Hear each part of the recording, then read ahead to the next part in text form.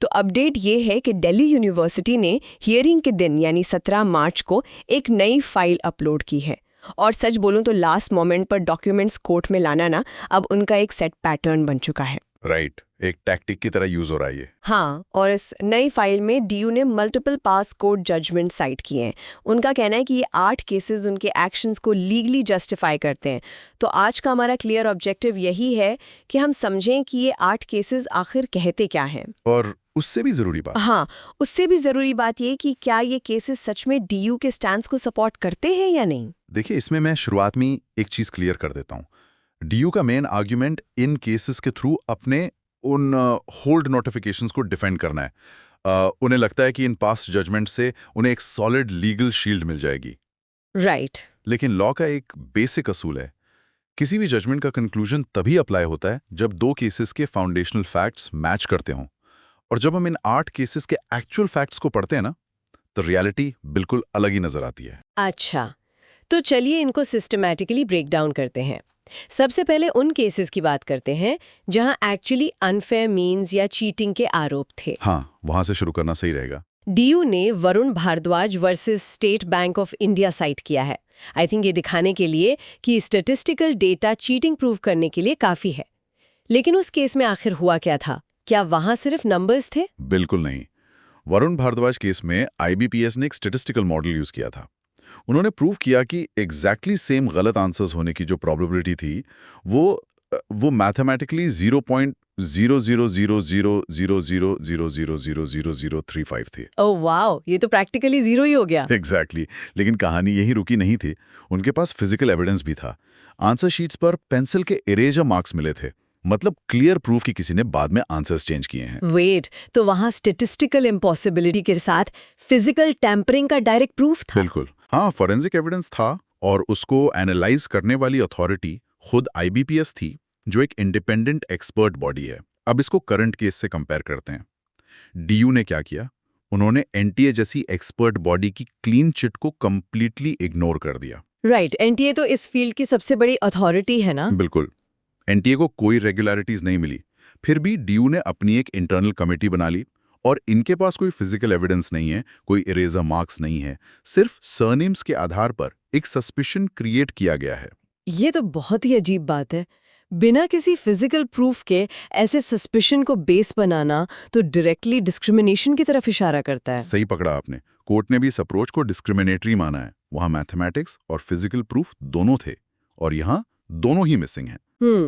अगर एनॉमली काम नहीं आ रही तो let's look at another case, Manish Dabas versus Delhi university का केस। ये COE 2005 एंट्रेंस एग्जाम का मुद्दा था। डीयू शायद इसको यूज कर रहा है इनकॉम्पिटेंस प्रूफ करने के लिए। मनीष दबास केस ना एक प्रॉपर ऑर्गेनाइज्ड चीटिंग रैकेट था। उस एंट्रेंस एग्जाम में प्रैक्टिकली लोग रेड हैंडेड पकड़े गए थे। रेड हैंडेड मतलब एग्जाम हॉल में कुछ मिला था? हाँ, मोबाइल फोन्स रिकवर हुए थे, SMS कोड्स पकड़े गए थे जिनके थ्रू आंसर सर्कुलेट हो रहे थे। डायरेक्ट एविडेंस था वहां पर। लेकिन एक मिनट, वहां तो फिजिकल फोन्स रिकवर हुए थे ना। करंट डीयू केस में ऐसी कोई एक भी रिकवरी नहीं हुई है, ना कोई फोन, ना चिट, ना कुछ। वही तो पॉइंट है। प्लस एक और मेजर डिफरेंस है। मनीष दबास एक एंट्रेंस एग्जाम था जिससे सिर्फ एडमिशन मिलता है, पर हम जिस केस की बात कर रहे हैं वो एक सर्विस अपॉइंटमेंट है जहां प्रॉपर ऑफर लेटर्स इशू हो चुके हैं। दोनों सिचुएशंस को एक ही स्केल पर नहीं तोला जा सकता। राइट, एक तरफ पेपर चोरी करते हुए लोग पकड़े गए और दूसरी तरफ ऐसे लोग हैं जिनके बैकग्राउंड में कोई इश्यू नहीं मिला। मूविंग ऑन, एक और स्टैटिस्टिकल केस है, आनंद कुमार पांडे केस। ये रेलवे रिक्रूटमेंट बोर्ड RRB का मैटर था ना? सही कहा। आरआरबी ने वहां एक स्पेसिफिक सेंटर का एग्जाम कैंसिल किया था क्योंकि वहां एक मैसिव स्टैटिस्टिकल एनोमली थी। किस तरह की एनोमली? उस स्पेसिफिक सेंटर पर सक्सेस रेट 45% था, जबकि national average success rate strictly 0.6% था। वेट, 0.6% के मुकाबले सीधा 45%? ये तो ओपनली फ्रॉड लग रहा है। एग्जैक्टली। ये क्लियर रेड फ्लैग था। डीयू इस केस को ला रहा है ताकि उन्हें बोर्ड डिस्क्रेशनरी पावर्स मिल सकें। लेकिन हमारे करंट केस में एनटीए ने ऐसी किसी भी मैसिव एनोमली की कोई रिपोर्ट ही नहीं दी है। तो फिर डीयू फ्रॉड क्लेम कैसे कर रहा है? डेटा तो सेम नहीं होगा ना? डीयू ने इफेक्टिवली, जैसे हम डेटा साइंस में कहते हैं ना, रिवर्स इंजीनियरिंग, वो किया है। उन्होंने पहले एक सस्पिशन बनाया और फिर सिलेक्टेड कैंडिडेट्स के डेटा को ऐसे फिल्टर किया जो सस्पिशन को सूट करे। ये सिलेक्टिव और मोटिवेटेड एनालिसिस है। That makes sense.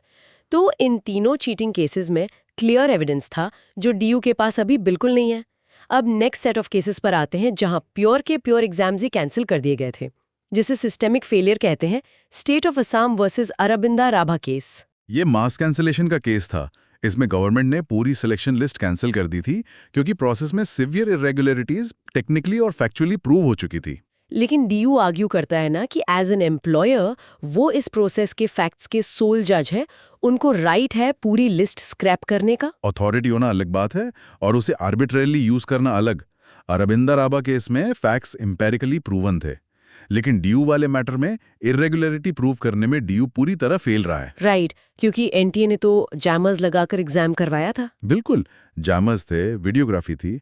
उस स्ट्रिक्ट एनवायरनमेंट के बाद बिना किसी सॉलिड प्रूफ के सिर्फ सीटिंग अरेंजमेंट पर वेगली डाउट करके पूरी प्रोसेस कैंसिल करना इस केस के एस्टैब्लिश्ड पैरामीटर्स से बाहर है। एक और मास कैंसिलेशन केस था, बहुत high profile, Tanvi Sarwal versus CBSE, जहां सुप्रीम कोर्ट ने एआईएमटी एग्जाम कैंसिल किया था। वहां तो शायद डिवाइसेस पकड़े गए थे। हाँ, 300 से ज्यादा कैंडिडेट्स हाईटेक इलेक्ट्रॉनिक डिवाइसेस के साथ फिजिकली पकड़े गए थे। एक मैसिव पेपर लीक था। वहां फ्रॉड इतने डीप रूटेड स्केल पर था कि टेंटेड और इनोसेंट लोगों को अलग करना इम्पॉसिबल हो गया था। ये तो वही बात हुई कि अगर क्लास में टीचर को लगता है कि पीछे कोई आपस में बात कर रहा है और उन्हें कोई पकड़ा नहीं जाता, तो बिना किसी प्रूफ के टीचर गुस्से में आकर पूरी की पूरी क्लास को ही सस्पेंड कर दे। ये एनालॉजी सिचुएशन को बिल्कुल परफेक्टली कैप्चर करती है। डीयू शायद इस केस से सैंक्टिटी ऑफ एग्जाम का कॉन्सेप्ट ले रहा है, लेकिन सुप्रीम कोर्ट ने ही वंशिका यादव केस में एक wheat and chaff principle clear किया था, गेहूं और भूसे को अलग करना। ओ, मतलब इनोसेंट और गिल्टी को अलग करना। एग्जैक्टली। अगर सिस्टम में बैड एलिमेंट्स को आइडेंटिफाई करके आइसोलेट किया जा सकता है, तो बचे हुए इनोसेंट कैंडिडेट्स को सजा क्यों दी जाए? और डीयू के केस में तो अभी तक किसी एक इंसान का दोष प्रूव ही नहीं हुआ है। सच में। अब आते हैं इस डीप डाइव के सबसे ट्रिकी हिस्से पर। चीटिंग और मास कैंसिलेशन के बाद अब एडमिनिस्ट्रेटिव लॉ की बात करते हैं। क्या अथॉरिटीज के पास सच में ऑफर लेटर वापस लेने की एब्सोल्यूट पावर होती है? उन्होंने Shankarsan Das versus union of India cite किया है। ये लैंडमार्क के जरूर कहता है कि सिलेक्शन लिस्ट में नाम होने से किसी को अपॉइंटमेंट का एब्सोल्यूट राइट नहीं मिलता। तो डीयू इसी को प्राइमरी डिफेंस बना रहा होगा? हाँ, पर उन्होंने आधी बात पढ़ी है। इसी सुप्रीम कोर्ट जजमेंट में आगे क्लियर लिखा है कि स्टेट का जो भी डिसीजन हो वो बोनाफाइड होना चाहिए, यानी नेक नियत से लिया गया हो, आर्बिट्ररी या मनमाना नहीं हो सकता। राइट, क्योंकि जब किसी को ऑफिशियल लेटर मिल जाता है तो एक लेजिटिमेट एक्सपेक्टेशन बन जाती है। अच्छा, इसी एडमिनिस्ट्रेटिव लॉ से जुड़ा एक और केस है, मोहिंदर सिंह गिल केस। ये केस बेसिकली कहता है कि किसी भी गवर्नमेंट ऑर्डर की वैलिडिटी सिर्फ उस ऑर्डर में लिखे गए रीजंस पर जज होती है। आप बाद में नए रीजंस इन्वेंट नहीं कर सकते। लेकिन डीयू ने तो 25 और 29 अगस्त 2023 को जब वो होल्ड नोटिफिकेशन निकाला था, तब उसमें कोई रीजन लिखा ही नहीं था ना। वही तो सबसे बड़ा फ्लॉ है। वो ओरिजिनल ऑर्डर एसेंशियली साइलेंट था। फिर बाद में एफिडेविट्स के थ्रू नए नए रीजंस ऐड करना शुरू किए, जैसे इनकॉम्पिटेंस या सरनेम इशू। गिल केस के मुताबिक ये अलाउड ही नहीं है। ये एक लीगली इनवैलिड आफ्टरथॉट है। सो वो बेसिकली एक ऐसा केस यूज कर रहे हैं जो इफेक्टिवली उन्हीं के खिलाफ जाता है। लास्ट केस जो उन्होंने साइट किया है वो है कुमारी चित्रा केस। ये नेचुरल जस्टिस से रिलेटेड है ना? हाँ, कुमारी चित्रा केस कहता है कि अगर सरकार का कोई एक्शन प्यूनिटिव है, यानी जिससे किसी सिटीजन को दंडात्मक नुकसान हो रहा है, तो वहां शो कॉज नोटिस देना कंपलसरी होता है। लेकिन ड्यू तो कहेगा कि कैंडिडेट्स अभी ऑफिशियली ज्वाइन नहीं किए थे, तो नोटिस क्यों दे? पर उन्हें प्रॉपर्ली वेटेड ऑफर लेटर्स तो मिल चुके थे ना। उनकी ज्वाइनिंग अचानक रोकना क्लियरली एक प्यूनिटिव एक्शन है। बिना उन्हें सुने, बिना किसी नोटिस के उन्हें अनक्वालिफाइड डिक्लेयर करना नेचुरल जस्टिस के बिल्कुल खिलाफ है। अब सबसे इम्पोर्टेंट बात यहाँ समझिए। हमने ये 8 केसेस ब्रेक डाउन किए हैं और डिफरेंस यहीं पर आ जाता है।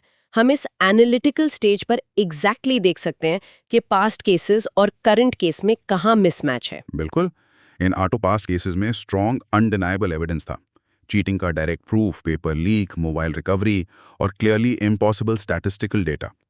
लेकिन अगर हम करंट डीयू केस को देखें, वहाँ एकदम अलग सिचुएशन है। हाँ, डीयू केस में जीरो फिजिकल एविडेंस है, कोई प्रूवन इरेगुलरिटी नहीं है, किसी भी एजेंसी की तरफ से, जो कुछ भी है वो सिर्फ एक इंटरनल कमिटी का सब्जेक्टिव एनालिसिस है और एक जनरल सस्पेशन है। जिसमें क्लियरली एक स्पेसिफिक कम्युनिटी और सरनेम को टारगेट किया गया है। सिंपल सी बात यह है कि सस्पेशन कभी भी हार्ड एविडेंस को रिप्लेस नहीं कर सकता। राइट। और आप देखें ना, एनटीए जैसी स्पेशलाइज्ड इंडिपेंडेंट टेस्टिंग बॉडी ने इतने सिक्योरली एग्जाम करवाया और ग्रीन सिग्नल दिया। फिर एक ऐसी इंटरनल कमिटी जिसके पास फोरेंसिक डेटा इंटरप्रिटेशन की कोई टेक्निकल एक्सपर्टीज नहीं है, वो एनटीए की फाइंडिंग्स को इफेक्टिवली ओवररूल कैसे कर सकती है? वही तो, ये तो सीधा इंस्टीट्यूशंस की क्रेडिबिलिटी पर सवाल है। लेकिन इस लीगल कॉम्प्लेक्सिटी से थोड़ा बाहर आकर मैं इसके ह्यूमन कॉस्ट पर ध्यान खींचना चाहूंगी। ये कोई कागज पर लिखे हुए सिर्फ नंबर्स नहीं है, ये रियल लोग हैं। बिल्कुल, हम लोग अक्सर डॉक्ट्रिन्स और कोर्ट केसेस में उलझ जाते हैं और ह्यूमन एलिमेंट भूल जाते हैं। एग्जैक्टली। उन कैंडिडेट्स ने इतनी मेहनत की, उन्हें जब ऑफिशियल लेटर मिला तो उन्होंने अपनी एग्जिस्टिंग गवर्नमेंट जॉब से रिजाइन कर दिया। सिर्फ प्राइवेट नहीं, स्टेबल गवर्नमेंट जॉब्स छोड़ दी। और अब उन्हें आधार में लटका दिया गया है। हाँ, और अब वक्त निकल रहा है, वो एग्जिस्टिंग और नई दोनों जॉब्स के लिए ओवरेज हो रहे हैं। उनके लेजिटिमेट एक्सपेक्टेशंस, उनकी लाइवलीहुड्स पूरी तरह से तबाह हो रही हैं, और वो भी सिर्फ एक बेसलेस सस्पिशन की वजह से। ये बहुत अनफेयर है। बहुत ही ज्यादा। जब एडमिनिस्ट्रेशन बिना किसी प्रूवन फॉल्ट के ऐसे किसी का करियर ग्राफ फ्रीज कर देता है, तो कोर्ट्स इसको ऑर्डिनरी डिले नहीं, क्लियरली हैरासमेंट मानते हैं। तो इस पूरे एनालिसिस को अगर रैप अप करें, डीयू ने जो केसेस फाइल में साइट किए हैं वो अपने आप में डेफिनेटली स्ट्रॉन्ग जजमेंट्स हैं। बिल्कुल, लैंडमार्क केसेस हैं सभी। लेकिन वो जजमेंट्स कंप्लीटली डिफरेंट फैक्ट्स और स्ट्रॉन्ग फिजिकल प्रूफ्स पर बेस्ड है।